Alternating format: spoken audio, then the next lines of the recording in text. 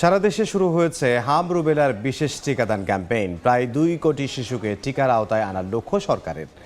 সকালে নারায়ণগঞ্জে হামের বিশেষ টিকাদান ক্যাম্পেইন উদ্বোধন করেন স্বাস্থ্যমন্ত্রী। বলেন, হাম সংক্রমণের বর্তমান পরিস্থিতিকে এখনই মহামারী বলা যাবে না। বিগত সরকারের সময়ে নিয়মিত টিকা না দেয়ায় শিশুদের বড় একটি অংশ হাম আক্রান্ত হয়েছে।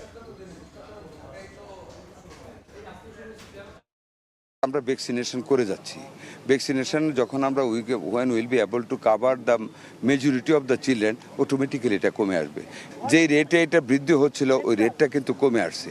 আর যারা জরুরি অবস্থা ঘোষণা করতে বলে, আমি জানি না কেন বলেছেন, this is not the time to declare emergency. টিকাদান কর্মসূচির আরো খবর জানবো। যেতে যে সিলেটে, সেখানে আছেন সহকর্মী জয়ন্ত কুমার দাস।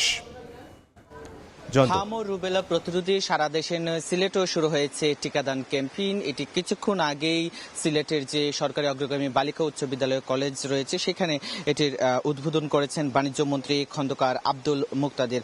তিনি কিন্তু এটির উদ্বোধন করেছেন। শিশুদের সুরক্ষায় এই টিকাদান ক্যাম্পেইন কিন্তু চলবে সারা দেশব্যাপী।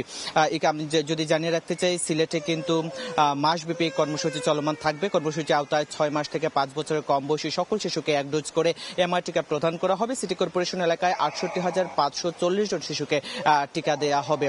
এছাড়াও বাণিজ্য মন্ত্রী কিছুক্ষণ আগেই গণমাধ্যম কর্মীদের সাথে কথা বলছিলেন যে তিনি টিকার ব্যাপারে কথা বলেছেন। বিগত 2 বছর জনস্বাস্থ্যের প্রতি বিন্দু পরিমাণ নজর দেওয়া হলে হাম পরিস্থিতি নিয়ে বর্তমান অস্বস্তিতে পড়তে হতো না। বর্তমান সময় নির্দিষ্ট বয়সীদের যে টিকা দেওয়া হয় সেখানেও ঘাটতি লক্ষ্য করা যাচ্ছে। এসবের কারণ হচ্ছে গত 1.5-2 বছর জনস্বাস্থ্যের যে বিষয়টি সবচেয়ে উপেক্ষিত হয়েছে।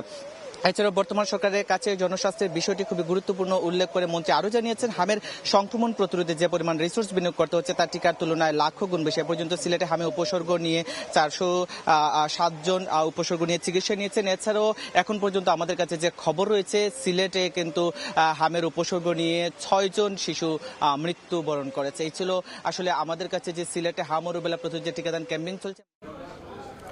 জয়ন্ত কুমার দাস, সিলেট থেকে।